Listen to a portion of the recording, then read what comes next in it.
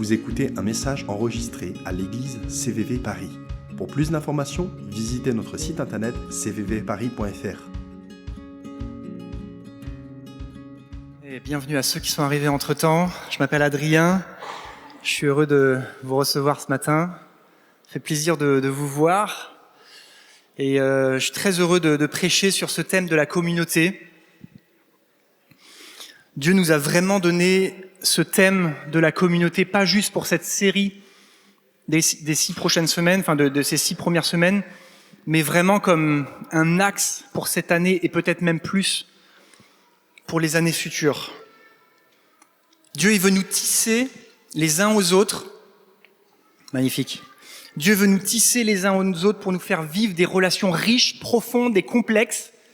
Complexe, ça veut pas forcément dire compliqué, même si des fois ça peut l'être, mais Dieu, il nous invite dans une vie interconnectée les uns aux autres, où il y a une forme même de dépendance des uns aux autres. Et on voit ce magnifique tissage, qui est une photo d'un tissage que Kenza a réalisé. Merci Kenza.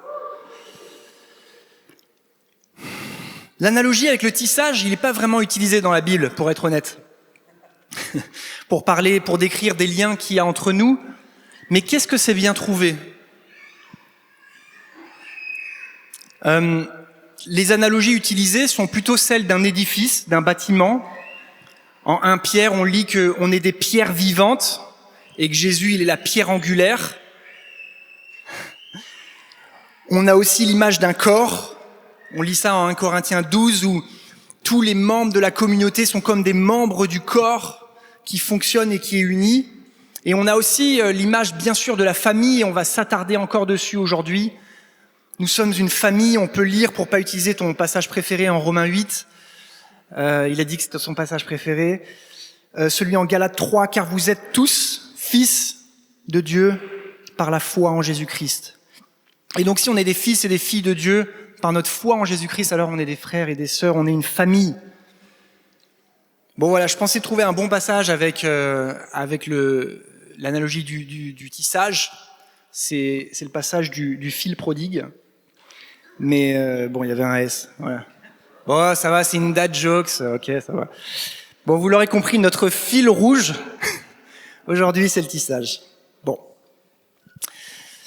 Si Paul, Kenza, t'es là, si Paul avait connu Kenza, j'en suis sûr qu'il aurait utilisé l'analogie du tissage pour décrire ce qu'on vit.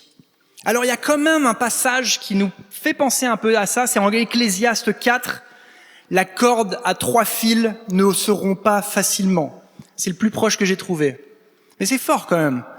Parce que si déjà une corde à 3 fils ne seront pas facilement, imaginez une corde à 3 fils tissée comme ça, ça seront encore moins facilement.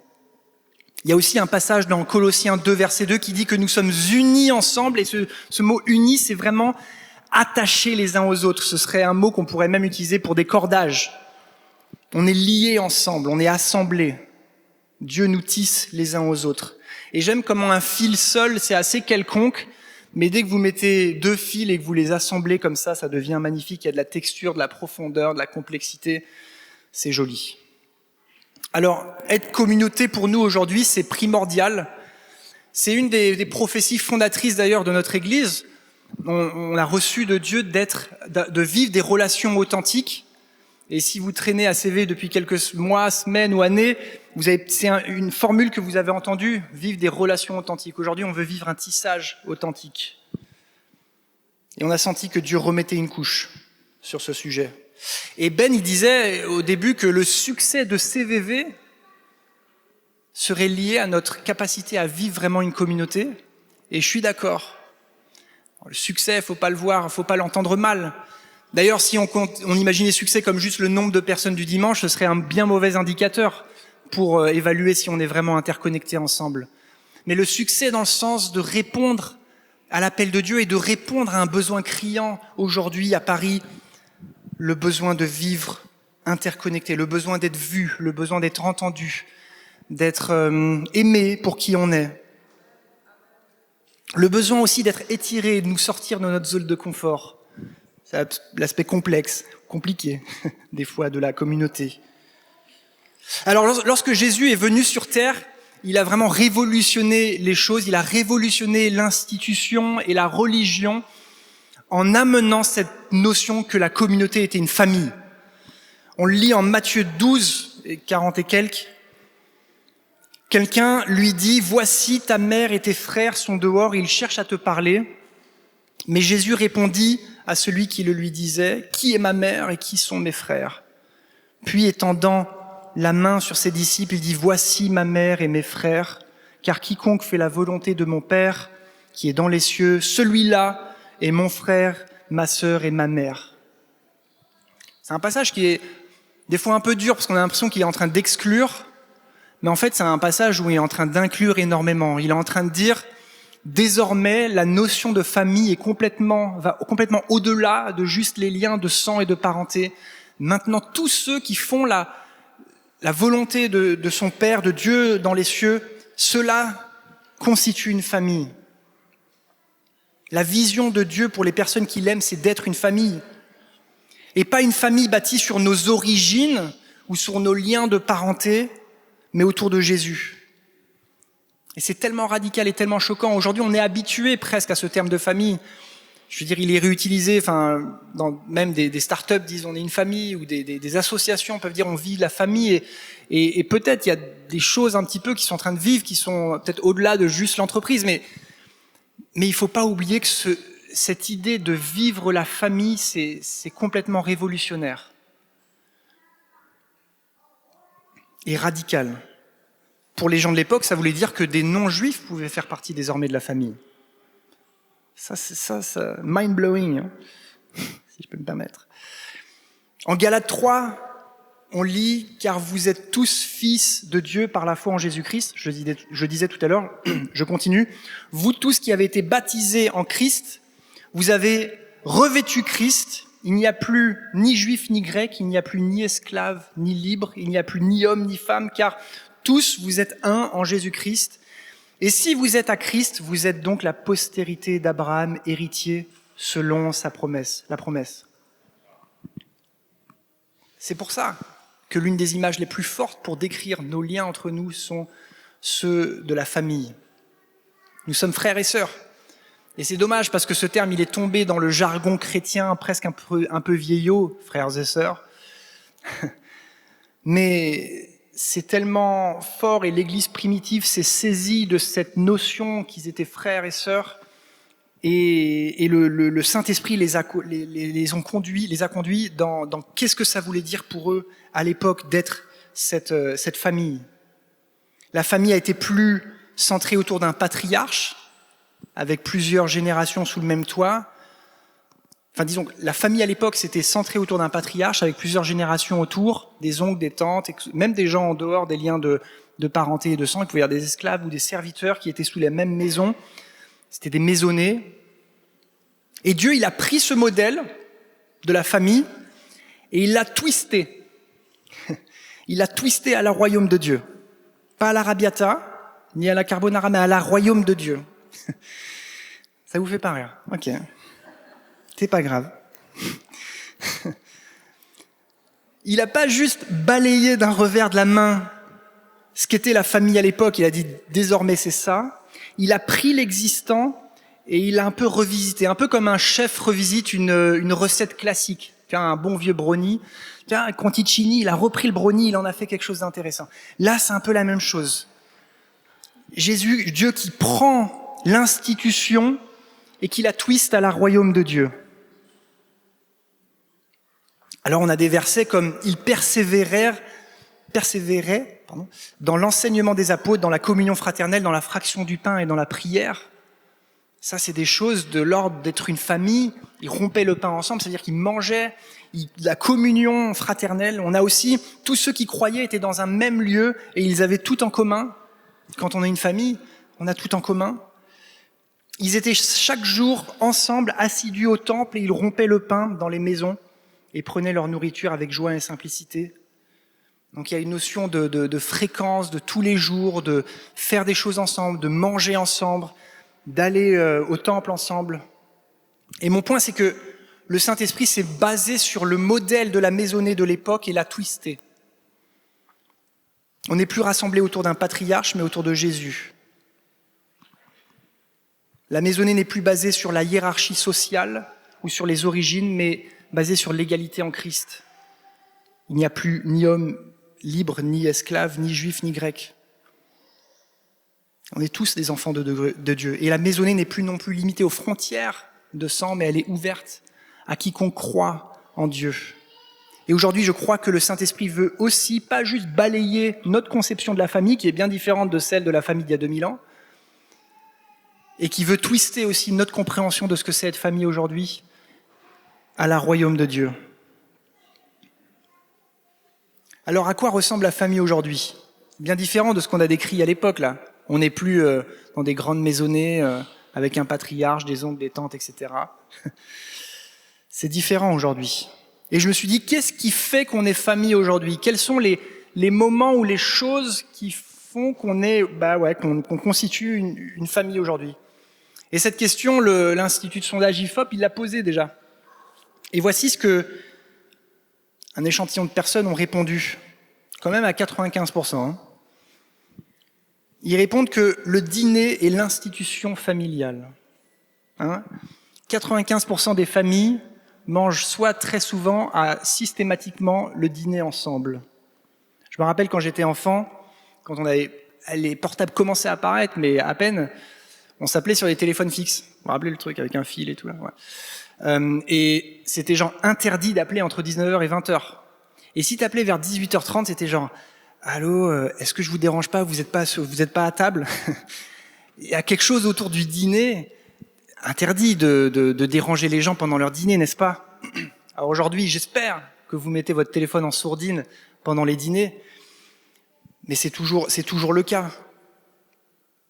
Être famille, aujourd'hui, c'est manger ensemble, c'est partager la table, c'est inviter des amis et leur dire « tu n'as même pas besoin de ramener le dessert ». Est-ce qu'on peut arrêter ça ? Qu'est-ce que je ramène ? Rien. Viens, c'est tout. On peut arrêter de dire aux gens d'amener le dessert quand ils viennent à la maison. Ah, on continue chez les Andrés, ramener le dessert. Je ramènerai des pommes, hein, je te préviens par contre. Non, je rigole, mais... Moi, j'aime trop répondre aux messages. Qu'est-ce que je peux inviter ? Franchement, rien. Viens comme tu es. Ça me fait plaisir. Viens et partage le repas avec nous. C'est une guerre culturelle. Ouais. Non, mais bon, voilà. C'est pas vraiment un point de ma prédication. Quand Évelyse et moi, on était responsables d'un groupe de vie il y a quelques années dans le 13e, on avait mis un point d'honneur sur manger ensemble. Et ça avait permis de bâtir le petit groupe qu'on était et qu'on se connaissait pas trop au début, parce qu'on avait rassemblé les gens qui habitaient plus ou moins dans le même quartier. Et manger ensemble, je vous garantis, ça accélère les relations.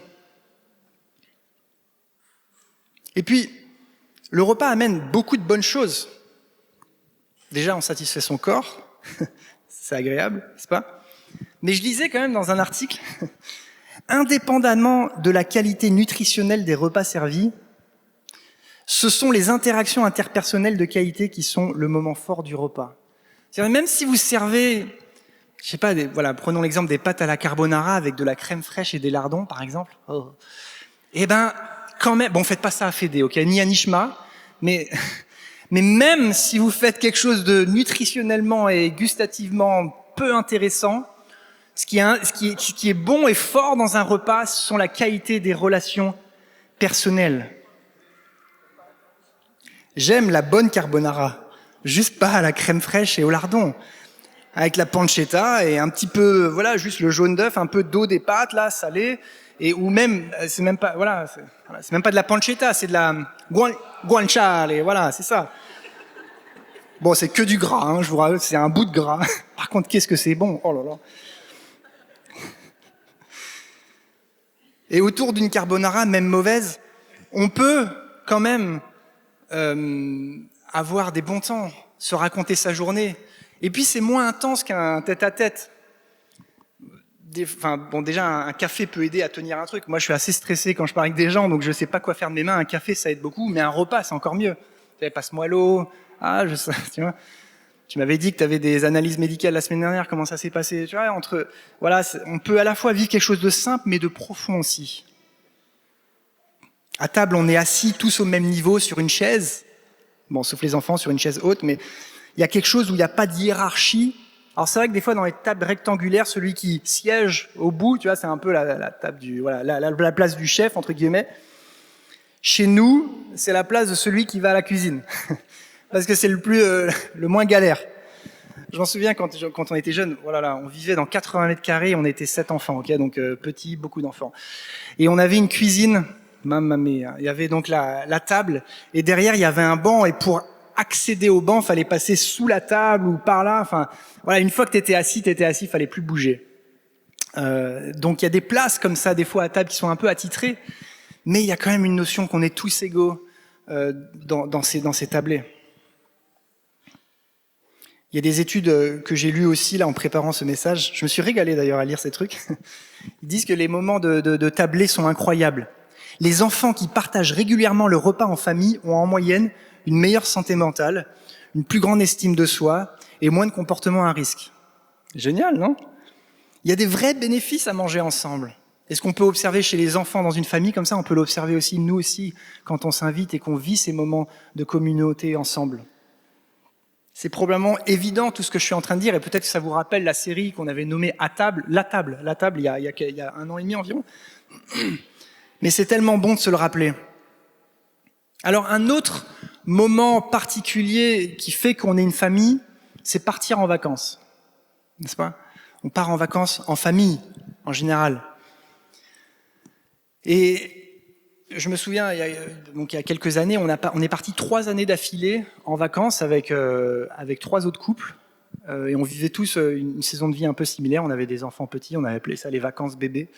Et on était partis 3 années d'affilée au bord d'un lac, et voilà, avec 3 autres couples, prendre un Airbnb. Et qu'est-ce que ça nous a rapprochés de partir en vacances? Parce que quand vous partez comme ça, quand vous voyez plus que quelques heures, mais vraiment plusieurs jours, vous pouvez plus faire semblant. On découvre qui vous êtes vraiment. Et autant un week-end d'église, je me suis toujours dit c'est super et tout, mais franchement, même en 24 heures, t'arrives à faire encore semblant. Mais en 3-4 jours, c'est terminé. T'es obligé d'être à découvert. Moi, par exemple, faut savoir qu'après 22 heures, je suis hors service. Vous n'essayez même pas, mon vieil homme, tu vois, il est là à la porte, il attend 22 heures, crac, et il rentre. Tu vois, à 22 heures, laisse tomber, je suis plus chrétien. Il faut que je dorme. Et ça, je peux vous garantir que je prends, Thomas, Elisabeth et Pavlovski. Eux, c'est l'inverse. Leur vieil homme, il rentre à partir de 6 heures du matin, tu vois. Mais s'ils ont pu suffisamment dormir le matin, il n'y a pas de souci.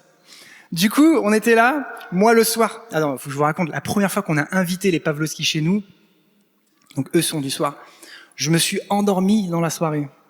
Tellement j'étais out, j'étais capoute. Et rien à voir avec qui ils sont.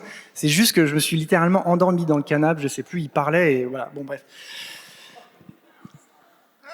Non mais Eve-Lise ils parlaient ensemble. Mais aujourd'hui, si j'ai quelque chose d'important à dire, vers qui je me tourne, je peux vous dire que Thomas, c'est l'une des personnes vers qui je me tourne. Récemment, on a pris une décision importante dans notre vie. C'est une des premières personnes à qui je suis allé dire, on est en train de prendre cette décision, qu'est-ce que t'en penses? Est-ce que tu peux prier pour moi? Parce que c'est à croiser dans mes chemins, une croisée de chemin dans ma vie. Donc, je rigole, mais vraiment partir en vacances, c'est quelque chose qui est de l'ordre de la famille et qui fait que derrière, après, on a des relations qui peuvent tenir. Et on peut vivre la dynamique de la famille. Une dernière chose qui fait qu'on est famille, c'est se demander de l'aide quand on est face aux difficultés. Pareil, IFOP, j'étais beaucoup sur leur site cette semaine, ils posent cette question. En cas de coup dur, voire d'accident de la vie, vers qui personnellement vous tourneriez-vous instantanément pour demander de l'aide? Et la famille vient en tout premier lieu, loin devant les amis. 75% des personnes disent qu'ils appelleraient d'abord la famille. 40% en deuxième, les amis. La Bible, elle dit que nous sommes un corps et que si l'un des membres du corps souffre, tous les autres souffrent. Mais si on ne se dit pas qu'on est en train de souffrir, comment on sait? Comment on sait? Être famille, ça veut dire qu'on se tourne les uns vers les autres quand on vit des difficultés. On disait tout à l'heure que des fois nos difficultés nous font baisser la tête et nous tourner sur soi-même. Mais s'il vous plaît, tournez-vous les uns vers les autres. Alors je sais que c'est pas avec tout le monde, mais il y a peut-être quelques personnes dans la communauté à qui vous pouvez vraiment dire votre cœur, ouvrir complètement ce que vous êtes en train de vivre. Vous savez, on peut jouer à la communauté, on peut jouer à l'église, leurs frères et sœurs, tout ça, et ne jamais véritablement ouvrir son cœur à personne. Et découvrir des années plus tard qu'il y a des difficultés énormes. Yann et Naomi m'avaient raconté une histoire où ils étaient allés visiter un couple dont ils sont amis. Et ils avaient passé un week-end ensemble, voilà, passé des vacances ensemble. Et à la fin du week-end, peut-être je raconte mal l'histoire, Naomi, désolé, mais en gros, Yann et Naomi se disent alors, comment c'était? Yann, il était en mode, ouah, super et tout, ils ont l'air de super bien aller, génial et tout, super moment. Et Naomi qui dit, mais what, mais pas du tout. Une demi-heure après qu'on est arrivé, elle commençait à m'ouvrir son cœur sur leurs difficultés, etc.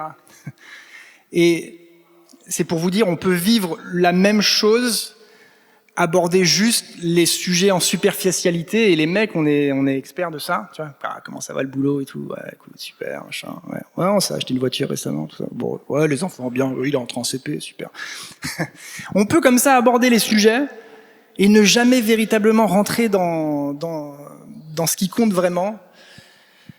Et voilà, donc ça demande un effort, en fait, d'être communauté. Vivre la dynamique familiale avec des personnes autres que notre famille directe, de sens, ça demande des efforts. Mais il faut qu'on le fasse. Il faut qu'on le fasse, sinon on paye cher, je trouve. Quand du coup la tempête arrive. Alors, avant d'aller beaucoup plus loin, je suis aussi conscient, et il faut reconnaître que l'idée même de la famille évoque des choses très négatives pour certains d'entre nous. La famille, c'est le lieu où on a eu peut-être les meilleures, mais aussi les pires expériences. On a eu peut-être des traumas dans sa jeunesse, des blessures très grandes, et il faut aussi reconnaître que c'est pas évident pour tout le monde. Et peut-être que pour toi, la première chose que Dieu veut faire avec toi, c'est peut-être commencer à t'emmener sur un chemin de guérison par rapport à tes blessures familiales. Et que peut-être qu'il faut commencer par ça avant de pouvoir considérer de véritablement vivre une dynamique familiale avec des gens autres que ta propre famille. Il faut pas être dupe, hein. La famille, c'est la cible de l'ennemi. On se faisait la remarque hier que l'ennemi attaque la famille. Vraiment. C'est parce que, et la raison pour laquelle l'ennemi cible la famille, c'est à la fois pour détruire la famille, mais aussi l'idée même de la famille, qui est ce à quoi on doit ressembler dans le corps de Christ. Vous voyez ? Le diable, il tente non seulement de détruire les familles, mais l'idée même que nos relations de chrétiens doivent ressembler à ça. Et c'est pas quelque chose de nouveau, malheureusement.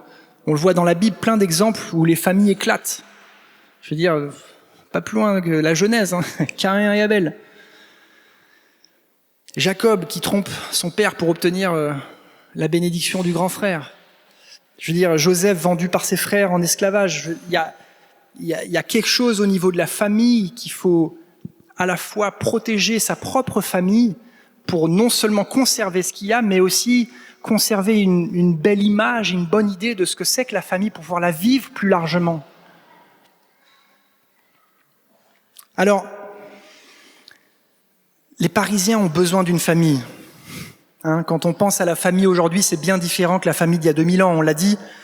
Ne serait-ce que les logements. À l'époque, donc j'ai vu aussi un peu des sources un peu archéologiques et historiques, et ils disent que voilà, les maisons, globalement, elles faisaient 50 mètres carrés à 120 mètres carrés. Des maisons classiques, tu vois, organisées autour d'une cour intérieure. Et si vous étiez plus riche, les maisons aristocratiques, ça pouvait être plusieurs centaines de mètres carrés. C'est-à-dire, quand on pense aux 120 disciples qui étaient dans la chambre haute, Ça fait beaucoup de personnes pour une chambre haute. Imagine la chambre basse, je sais pas, celle qui donne sur la cour. Aujourd'hui à Paris, plus de la moitié des logements, c'est des studios ou des T2. 55% des logements à Paris, c'est des T2 ou des studios. Et plus que jamais, les Parisiens ont besoin d'être connectés à une famille. Parce que je peux vous dire, dans un studio ou un T2, en général, on n'est pas plus que 1 ou 2.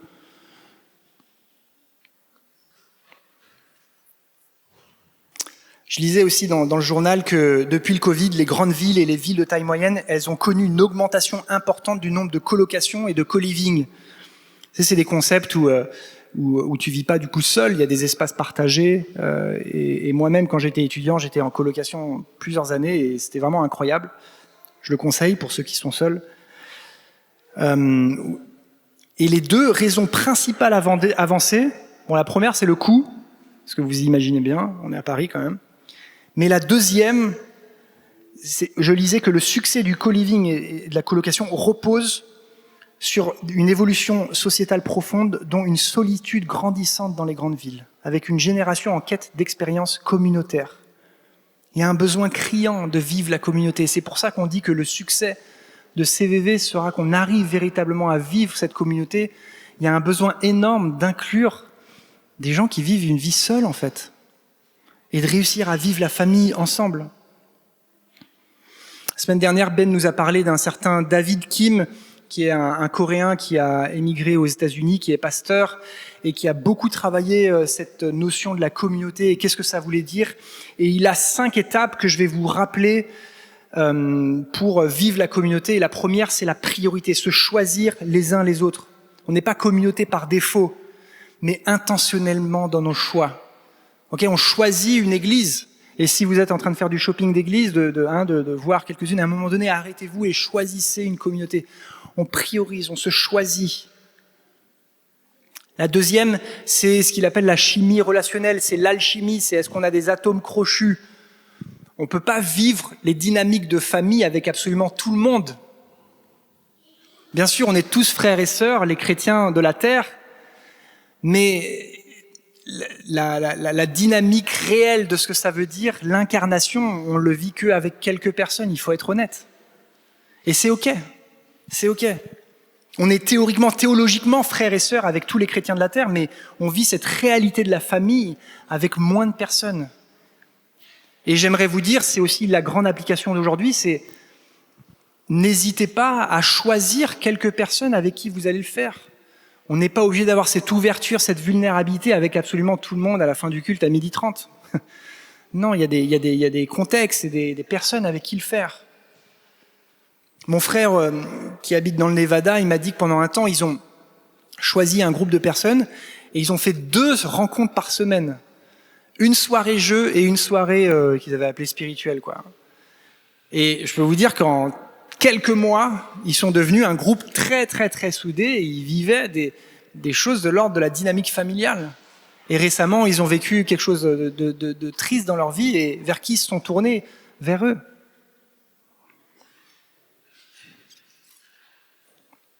Jésus lui-même, Jésus a tant aimé le monde, okay, il aime tout le monde, mais il s'est choisi 12 disciples et dans ces 12 disciples, il a même eu une relation particulière avec 3 d'entre eux. C'est OK de choisir quelques personnes avec qui vivre ces dynamiques. Alors, réfléchissez, priez, qui sait? C'est peut-être déjà une amitié existante, vous vous dites on peut aller plus loin dans cette amitié, ou alors c'est quelqu'un que Dieu vous met à cœur. Mais en tout cas, n'hésitez pas à choisir et voir si ça accroche. C'est ça l'alchimie relationnelle dont il parle. 3e étape, donc après se choisir, après la chimie relationnelle, c'est la vulnérabilité, s'ouvrir, accepter de partager les choses qui sont moins jolies de soi-même. Et cette vulnérabilité doit être reçue par de l'empathie, et ça c'est la 4e étape. On écoute, on est bienveillant, on n'est pas rapide à donner des conseils. Vous vous rappelez, on a 2 oreilles, 1 bouche, on écoute 2 fois plus. Et enfin, la redevabilité. Les périodes de ma vie chrétienne où j'ai je pense le plus progressé et avancé, c'est quand j'étais dans des relations de redevabilité avec des personnes. Et je l'ai fait avec plusieurs, avec Ben notamment, avec un ami d'enfance. Et c'est des moments où où en fait on rentrait directement dans dans les sujets, quoi. Et c'est des super moments. C'est dur, mais c'est des super. Je voudrais qu'on soit réaliste sur cet appel que Dieu nous donne. C'est quelque chose qui va nous demander des efforts. C'est pas une application simple et facile. Faut être honnête. Pour certains d'entre vous, même, c'est peut-être une montagne quand vous entendez ça.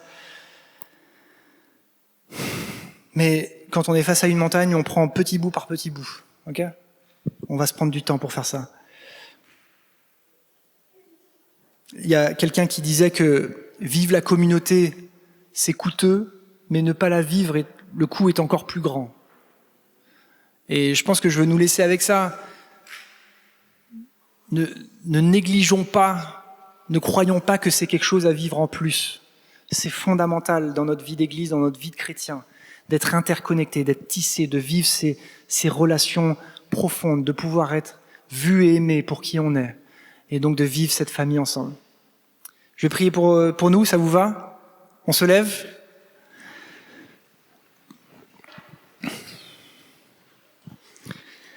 Seigneur Jésus, tu es notre grand frère et tu nous invites dans cette famille. Père, je veux juste reconnaître que pour certains, cette notion de famille évoque des choses difficiles. Et je te demande, Saint-Esprit, de venir et de commencer un chemin de guérison pour les personnes qui ont vécu des traumas dans leur jeunesse ou des traumas toujours actuels dans leur famille, des choses difficiles, des déchirures, des séparations. Viens et mets du baume. Amène chacune des personnes qui a vécu ces choses difficiles sur un chemin de guérison. Seigneur, je te prie de nous restaurer une image et une conception de la famille qui est à la royaume de Dieu. Et je te prie de nous faire vivre maintenant, dans les semaines, dans les mois et dans les années futures, une vie interconnectée, une vie où on dépend des uns des autres. Je te prie que CVV devienne réellement une famille. Je te prie qu'on puisse voir des cellules, des noyaux de famille dans notre congrégation, où les choses vraies sont vécues, où les cœurs sont ouverts, où les difficultés sont partagées, où la joie et la bonne humeur aussi s'y trouvent. Je te prie pour toutes les personnes qui vivent de la solitude et je te prie qu'elles puissent trouver une communauté où s'intégrer. En ton nom, Jésus. Amen. Amen. J'avais juste une parole, en fait, du coup c'est moi qui ai fait ça.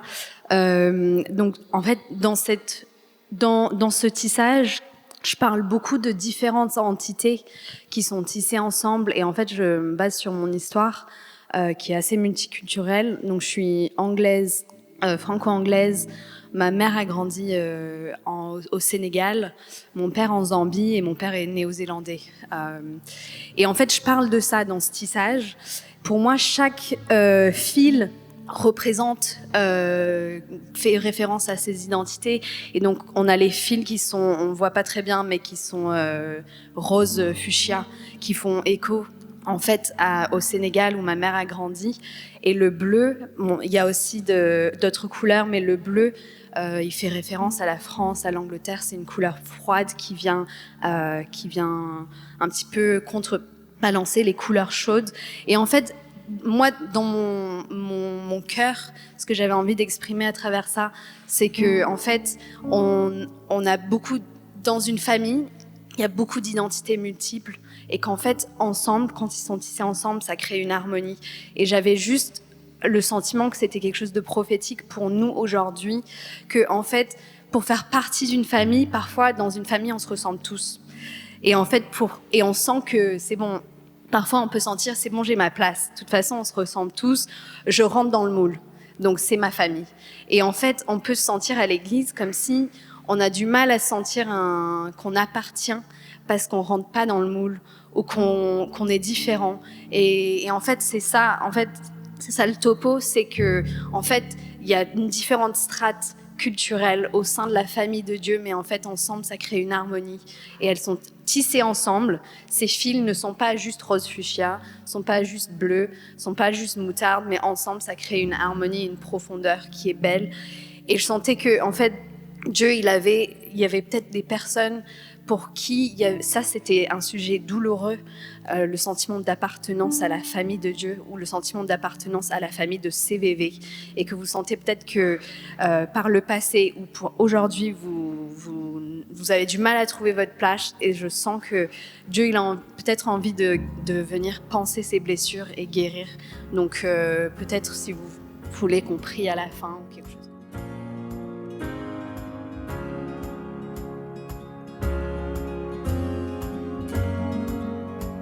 Vous venez d'écouter un message enregistré à CVV Paris.